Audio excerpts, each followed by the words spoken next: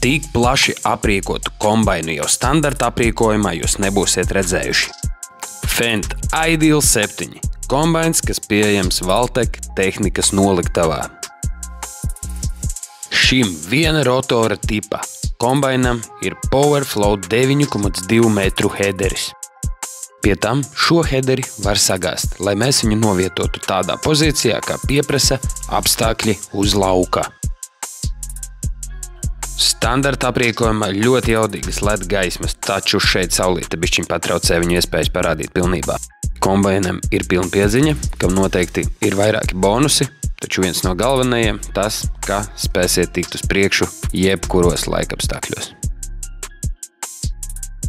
Man, protams, vajadzēja 2 mākslinieciskus kadrus, lai parādītu jums, ka kombains jau rūpnīcā aprīkots ar mites riepām.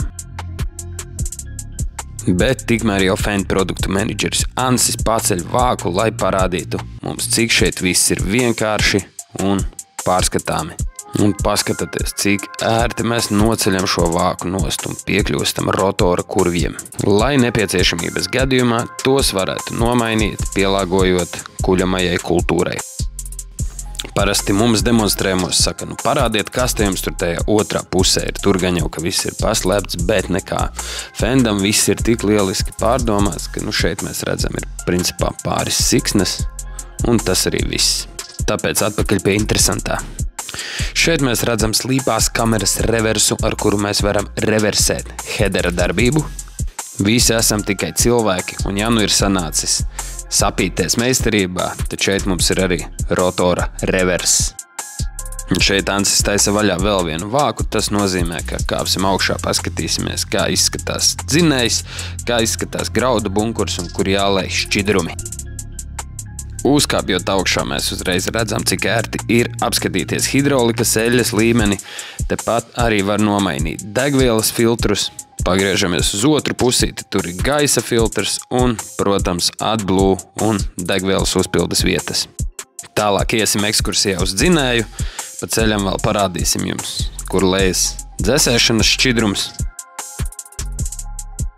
Un tūlīt jūsu uzmanībai Akko Power 9 litru dzinējs, kas spēja attīstīt 453 zirgspēku jaudu.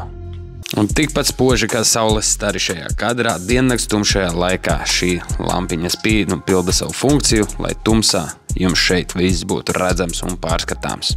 Tūlīt jūs no manis ļoti daudz dzirdēsiet vārdu standarta aprīkojumā, tātad reversais ventilators jau standarta aprīkojumā. Un rūpēs viņš ne tikai par tīru un skaistu dzinēju, bet arī pats galvenais par uguns drošību.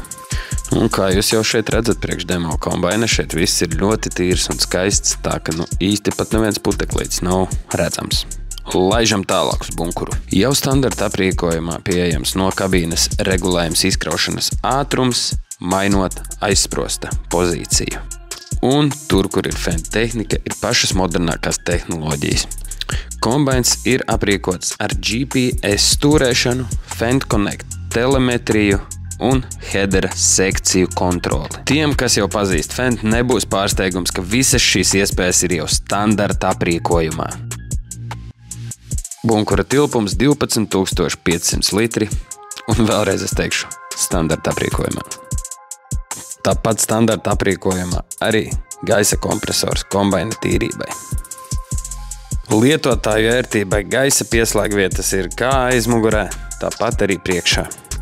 Vēl viens bonus – centralizētas eļļošanas vietas ikdienas apkopēm. Iesim tālāk uz kabīni, un man atkal būs jāsaka, ka standartā šeit jau ir viss premium kabīnes aprīkojums. Ādas sēdeklis ar ventilāciju un apsildi, tur par viņu varētu atsevišķu video filmēt.